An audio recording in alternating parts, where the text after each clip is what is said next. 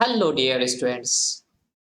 मैं तेजेंद्र सिंह आपका अपने अध्ययन अड्डा यूट्यूब चैनल पर स्वागत करता हूं। आज हम यहां पर बात करेंगे नागरिक शास्त्र में नागरिक व विदेशी में अंतर। आप लोग जानते हैं कि नागरिक क्या और कौन होते हैं, क्योंकि मैं ऑलरेडी उनके बारे में डिस्कस कर चुका हूं। सिटीजन्स कौन होते हैं, फॉरेनर कौन होते हैं।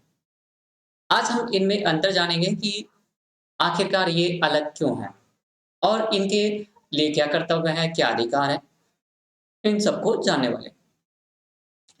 ये जो लेक्चर होगा ये आपका यूपीएससी, जो यूपीपीएससी, जीआईसी या यूजीसी नेट या पीजीटी के लिए काफ़ी महत्वपूर्ण होने वाला है, क्योंकि यहाँ पर आपको बेसिक नॉलेज होने वाली है। तो ये लेक्चर 11 है, पीजीटी प्रवक्ता के लिए काफ़ी महत्वपूर्ण है। तो चलिए शुरू करते हैं। छोटा-सा लेक्चर है, काफ़ी आपको समझ में आ जाएगा।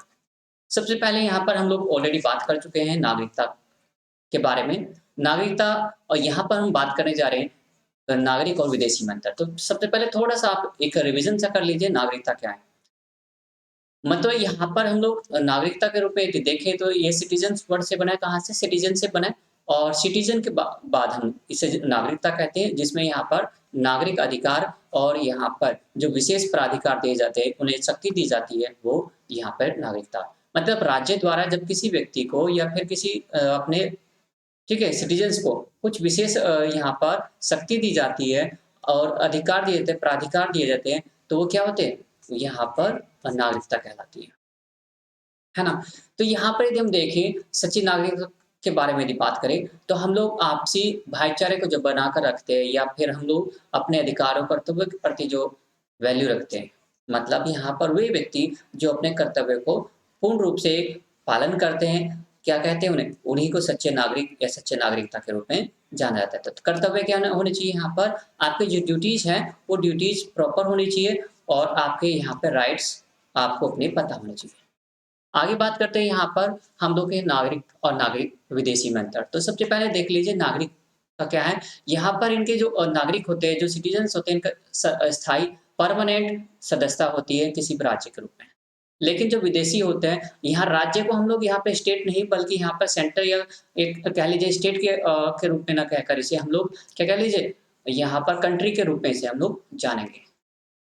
क्या है? राज्य शब्द का ही प्रयोग किया गया है कंट्री के लिए हमारे संविधान में, तो आपको यहाँ पर क्या पढ़ना है? राज्य को एक कंट्री के या देश के रूप में मानना मानना है।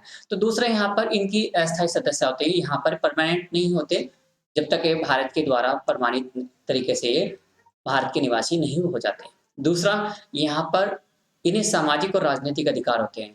जो होते हैं यहाँ पर हमारे सिटीज़न्स होते हैं, नागरिक होते हैं, यहाँ पर क्या होता है? उन्हें यहाँ पर समाज में अपने जो रीति-रिवाज होते हैं उनमें पार्टिसिपेट करना और प्लस पॉलिटिकल अधिकार होना, जैसे कि मत देने का अधिकार है, मतदान में पार्टिसिपेट करना, प्लस वहाँ पर चुनाव में लड़ना, तो ये अधिकार है। लेकिन यहाँ पर विदेशी को ये अधिकार नहीं होते। यहाँ पर समाज में सामाजिक कर्तव्य का पालन करने की कोई ज़बरदस्ती नहीं होती या फिर इन्हें थोपा नहीं जा सकता। राजनीतिक अधिकार नहीं होते, न तो ये वोट दे सकते, क्या नहीं कर सकते? न तो ये वोटिंग कर सकते और न वोट मतदान में भाग ले सकते हैं, ना किसी वार्ड से, ना किसी स्टेट से, ना राज्य से, ना फिर लोकल से कहीं से। यहाँ पे हमने देखा था कि दिल्ली एनसीआर में कई ऐसे लोग थे जो विदेशी थे, जो हमारे पड़ोसी देश से आए हुए थे और यहाँ पर प्रधानी या फिर ग्राम पंचायत का चुनाव लड़ने का प्रयास कर रहे थे। तो उनकी जब पता चला लोकल गवर्नमेंट को, तो वहाँ पर लोकल गवर्नमेंट ने उन्हें इस चीज़ के लिए रोक दिया और उनकी जो दावेदारी थी उसे कैंसल कर दिया। तो ये बहुत सारे ऐसे आप देखोगे एग्ज़ाम्पल जहाँ पर आपको विदेशी नागरिकों को ये अधिकार नहीं दिए जाते। तीसरा, यहाँ पर इनको मौलिक अधिकार का पूर्ण अधिकार होता है, जो हमारे फंडामेंटल राइट्स होते हैं। फंडामेंटल राइट्स क्या होते हैं हमारे? जो फंडामेंटल राइट्स होते हैं यहाँ पर, जो हमारे कॉन्स्टिट्यूशनल फंडामेंटल राइट्स हैं। तो यहाँ पर हमारे पहले 7 थे, लेकिन अब 6 फंडामेंटल राइट्स हैं। उन अधिकारों का उपयोग कर सकते हैं, पूरी तरीके से इनको यहाँ पर यूज़ किया जा सकता है। लेकिन विदेशी द्वारा फंडामेंटल राइट्स नहीं दिए होते हैं, केवल जीवन जीने का अधिकार को छोड़कर। इन्हें वंचित रखा जाता है यहाँ के संपत्ति में या फिर यहाँ पे स्वतंत्रता में या फिर समानता में। तो ये अधिकार इनको नहीं है, जो हमारे भारत देश में हमारे संविधान के द्वारा वर्णित है। नागरिक अपनी अचल संपत्ति का क्रय विक्रय कर सकता है। जो यहाँ पर संपत्ति है जो यहाँ पर किसी भी तरीके से कहीं भी मेरा घर यदि यहाँ पे देख लीजिए दिल्ली में है, तो मैं यहाँ पर दिल्ली में सेल करके फिर मैं अब लखनऊ में जा सकता हूँ, मैं केरल में जा सकता हूँ या फिर जम्मू कश्मीर में जा सकता हूँ, तो मैं कहीं भी अपना आना-जाना कर सकता हूँ। विदेशी इस अधिकार से वंचित रहते हैं। ये विदेशियों को इस अधिकार नहीं उनको पहले सरकार से लोकल गवर्नमेंट से पहले परमिशन लेनी होगी खरीदने के लिए, फिर वहाँ पर बताना होगा। उनके लिए काफ़ी सारी प्रक्रिया उस प्रक्रिया के द्वारा उन्हें पूरा अपने आप को चलाना होगा। दूसरा, राज्य नागरिकों को सैनिक सेवा के लिए विवश कर सकती है। यदि हमारे यहाँ पर देश पर किसी भी तरह की विपत्ति आती है या कोई भी बाहरी आक्रमण होता है, तो हमारे यहाँ भारतीय नागरिकों को सेना में भर्ती होने के लिए विवश किया जा सकता है। लेकिन विदेशी नागरिकों को सेना में भर्ती होने या सेवा देने के लिए, सर्विस देने के लिए उन्हें विवश नहीं किया जा सकता। उनको इस तरीके से कोई भी गतिविधि में पार्टिसिपेट नहीं करने के क्या नहीं किया जा सकता? मजबूर नहीं किया जा सकता।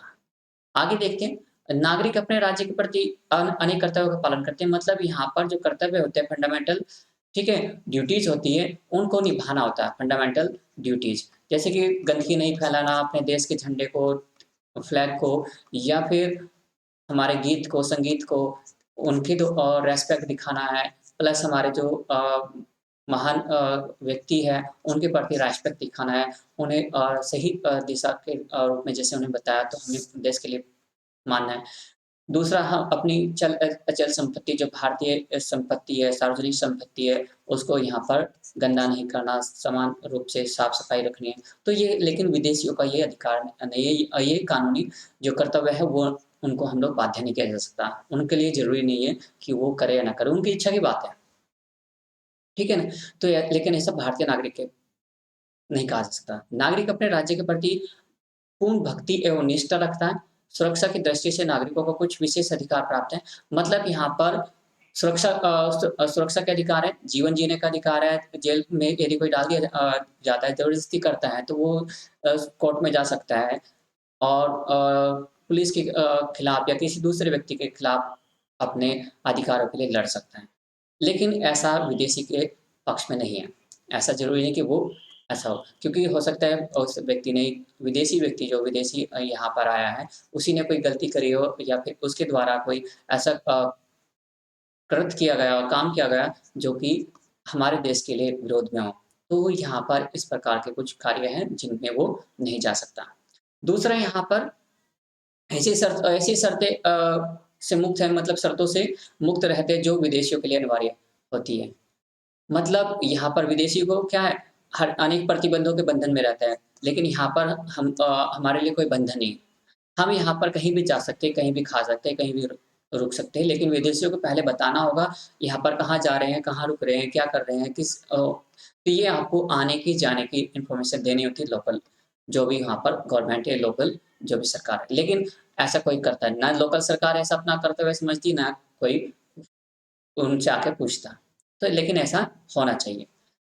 जब तक नागरिक कोई अधिकार गंभीर अपराध न करे, तब तक राज्य अपने देश को अनिवार्य मतलब यहाँ पर आप जब तक आपके नागरिक जो सिटीज़न्स है, भारतीय नागरिक मतलब आपके द्वारा या मेरे द्वारा कोई ऐसा गंभीर अपराध ना किया जाए या फिर बहुत सारे लोगों के मेरे द्वारा नरसंहार ना किया जाए, तो मुझे यहाँ से विदेश का या फिर मुझे देश से निकाला नहीं किया जा सकता। जैसे तड़ी-पार बोलना कहते हैं। कुछ लोगों को तड़ी-पार कर दिया जाता है, उसके बाद भी वो लोग वहाँ पे अपना अधिकार जमा के बैठे होते हैं। तो ये सारी चीज़ें देखी होगी, विदेशी को बिना कारण से विदेश छोड़ने के लिए कहा जाता है। मतलब यदि हम लोग यहाँ पर भारत में कोई विदेशी आ जाता है, जैसे ब्रिटेन से आ जाए, अमेरिका से आ जाए, तो हम लोग उन्हें यहाँ पर तुरंत कह सकते हैं कि भई आप जाओ, आप अपने देश में जा सकते हैं वापस। तो यहाँ पर कोई बाध्य नहीं कि वो हमसे पूछे किसी तरीके से, ये हमारी इच्छा की बात है, भारतीय सरकार की इच्छा है कि उन्हें रखना चाहते हैं, नहीं रखना चाहते भारत में। तो ये कुछ पॉइंट्स थे जिनके द्वारा आपने देखा कि जो नागरिक हैं और विदेशी है, उनमें क्या डिफ़रेंस है, क्या अंतर है। यदि इसके बाद आपको कोई यहाँ पर कन्फ्यूज़न है या फिर किसी तरह का आपको यहाँ पर कुछ भी आपको पूछना है मुझसे, तो आप मुझे बता सकते हैं। और कोई भी रहा, मैं ये जो आपका लेक्चर्स है, पूरा लेक्चर आपके इस लेक्चर के डिस्क्रिप्शन बॉक्स में उसके नोट्स एज़ इट इज़ मिल जाएँगे, आप इसे बाद में पढ़ भी सकते हैं। तो मैंने थोड़ा-सा आपको समझाने के लिए बता दिया ताकि आप इसे अंडरस्टैंड कर लें। इस लेक्चर के बाद यदि आपको यहाँ पर कोई कन्फ्यूज़न होता है, कोई भी क्वेरी होती है, आप मुझे यहाँ पे कमेंट सेक्शन में लिख दीजिएगा, ताकि मैं आपकी जो क्वेरी को, उस आपकी प्रॉब्लम को सॉल्व कर सकूँ। इसके तुरंत बाद हम लोग एक दूसरा लेक्चर लेकर आ रहे हैं, आप उसमें कंटिन्यू बने रह सकते हैं। और यदि आप हमारे परिवार के सदस्य नहीं बने अभी अध्ययन अड्डा यूट्यूब चैनल पे, या फिर तो आप हमारे अध्ययन अड्डा यूट्यूब चैनल के सदस्य बन जाइए, ताकि आने वाली वीडियो के लेक्चर का आपको नोटिफ़िकेशन मिल सके। बेल आइकन ज़रूर दबा दीजिए, और यदि वीडियो अच्छी लगी तो लाइक कर दीजिएगा। और यदि आपको नोट्स चाहिए तो उसके लिए टेलीग्राम चैनल पे, हमारे टेलीग्राम चैनल को भी आप जॉइन कर सकते हैं, अध्ययन अड्डा, है ना? तो नेक्स्ट मिलते हैं नेक्स्ट वीडियो में, तब तक के लिए थैंक यू वेरी मच।